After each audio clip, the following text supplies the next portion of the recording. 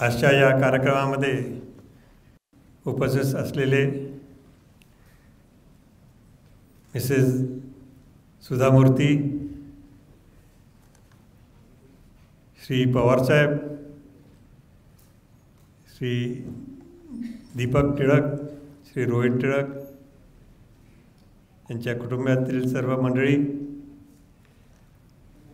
आणि आज इथं दिल्लीमध्ये उपस्थित असलेले पहिल्यांदाच लोकमान्य टिळक अवॉर्ड दिल्लीमध्ये देत असताना उपस्थित असलेले सर्व बंधू आणि भगिनींनो, आज पहिल्यांदाच मला वाटतं मला सांगण्यात आलं की हा जो नॅशनल अवॉर्ड आहे लोकमान्य टिळक नॅशनल अवॉर्ड 2024चा तर आहेच आहे आणि पण हा पहिल्यांदाच दिल्लीमध्ये देण्यात आला आहे. त्यामुळेच त्याच्या अवॉर्डचं आता महत्त्व किती वाढलं आहे हे आपल्या सर्वांना लक्षात येऊ शकते. आपल्याला माहीतच आहे की कोल्हापूरच्या छत्रपती घराण्याचे आणि टिळक घराण्याचे संबंध 150 वर्षापासून आहेत साधारण, आणि ते नेहमीच वाढत गेलेत. आपण त्यावेळेस 19व्या शतकातला विचार केला तर निश्चितच त्यावेळेस कोल्हापूरचा आणि पुण्याचे संबंध काय होते आपल्याला माहीत आहेत. सगळे काय बरोबर होते असं नाही, परंतु त्यांनी दोघांनी जे विचार आहेत, विचार वेगळे वेगळे जरी असले तरी ते खऱ्या अर्थाने मित्रच होते असं म्हटलं तर चुकीचं होणार नाही. कारण शेवटी आपल्याला पुढं जायचं आहे आणि मागे वळून बघायचं नाही आहे. पुढं जायचं असलं तर आपल्याला सुधारणा निश्चित करून घ्यायच्या असतात, आणि सुधारणा करून घेताना फक्त कधीकधी थोडासा फरक राहायचा. कुठल्या पद्धतीने सुधारणा झाल्या पाहिजे, कसल्या सुधारण्याला प्रायोरिटी मिळाली पाहिजे वगैरे किरकोळ गोष्टी अशांमध्ये कदाचित दुमत होत असेल.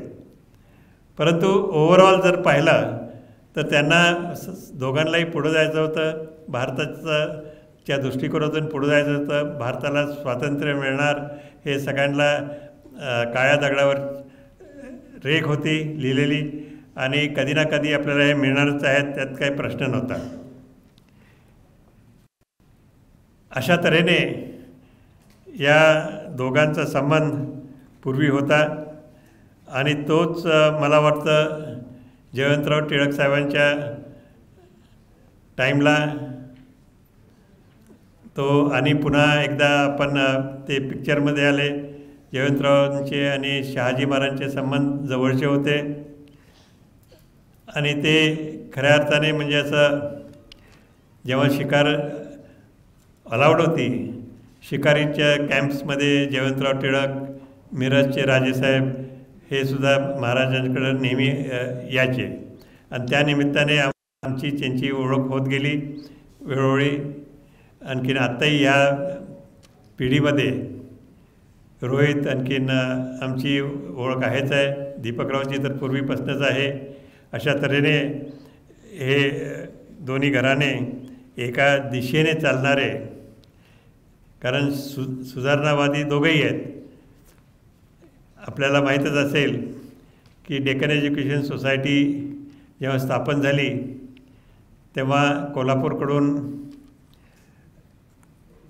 डेक्कन एज्युकेशन सोसायटीसाठी बरीच मदत झालेली होती, आणि त्या काळात किती झाली होती आता मला ऑफहँड सांगता येणार नाही, परंतु अशी जी मदत होती की ती महत्त्वाची होती.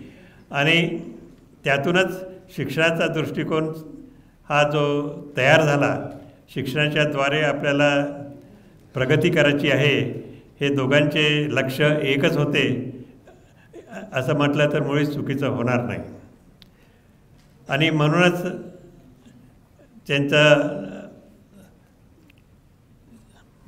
टिळक बाळ गंगाधर टिळक, लोकमान्य टिळक वगैरे जेव्हा याचे कोल्हापूरचा संबंध त्यांचा, आणि एक मला सांगायचं आहे की 1920च्या आसपास ते जेव्हा इंग्लंडहून परत आले, त्यांची तब्येत जरा बरी नव्हती, तेव्हा शाहू महाराजांनी त्यांना विशेष विनंती केली होती की तुम्ही आमच्या पन्हाळ्याच्या इथं येऊन राहावा, तिथं हवा चांगली असती आणि आपण तिथं चांगली रेस्ट घेऊ शकाल, असं त्यांनी लिहिलेलं आहे. असं पत्र, असं मला वाटतं आहेच आहे. आणि परंतु ते झालं नाही, कारण त्याच्या आधीच त्यांचं निधन झालं आणि मग तो विषय संपला. अशा तऱ्हेने आज लोकमान्य टिळकांच्या नावाने नॅशनल अवॉर्ड आज जो सुधा मूर्तीला देण्यात आलेला आहेत. आत्ताच आपल्याला सांगण्यात आलं की त्याच्या अनेक युनिव्हर्सिटीजच्या त्यांना डॉक्टरेट्स मिळालेले आहेत.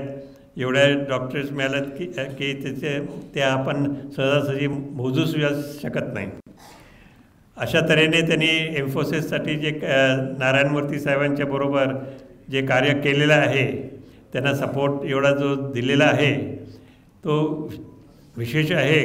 आणि त्यातूनच या एम्फोसिस कंपनीची डेव्हलपमेंट आणि विस्तार एवढा मोठा आज झालेला आहे की ती त्यांच्या क्षेत्रामधली सगळ्यात जवळजवळ भारतामध्ये सगळ्यात महत्त्वाची कंपनी आहे आणि ज्याद्वारे पुष्कळ लोकांना एम्प्लॉयमेंट मिळतं आहे आणि आपल्या भारताला पुढं नेण्यामध्ये त्यांचा दोघांचाही मोठा हात आहे असं त्यांच्या कंपनीच्या माध्यमातून आणि त्यांच्या डायरेक्टलीसुद्धा असं म्हटलं तर चुकीचं होणार नाही. आणि अशा तऱ्हेने भारताला पुढं नेण्यामध्ये जे सुधा मूर्तींचं योगदान आहे ते महत्त्वाचं आहे. एकदा काही वर्षापूर्वी एकदा मेसेज आला मला की मॅडम इथं कोल्हापूरला आलेले आहेत आणि आपल्याला भेटू इच्छितात.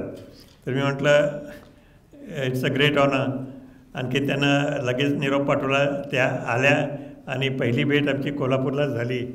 आणि वर्ष माझ्या लक्षात नाही, त्यांच्या लक्षात असेल, कारण त्यांच्या तारखांच्या चांगल्या लक्षात असतात. तर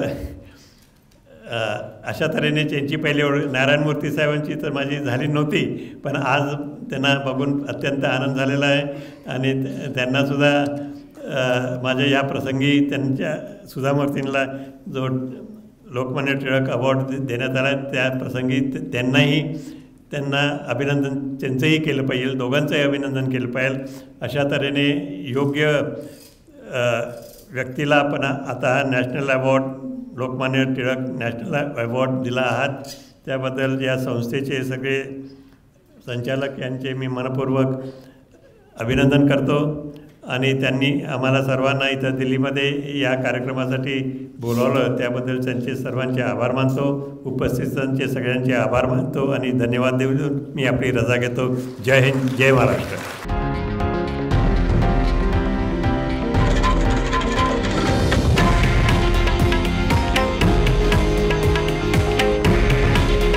हे आहे देशातील नंबर 1 न्यूज नेटवर्क आणि आपण पाहत आहात TV9 मराठी.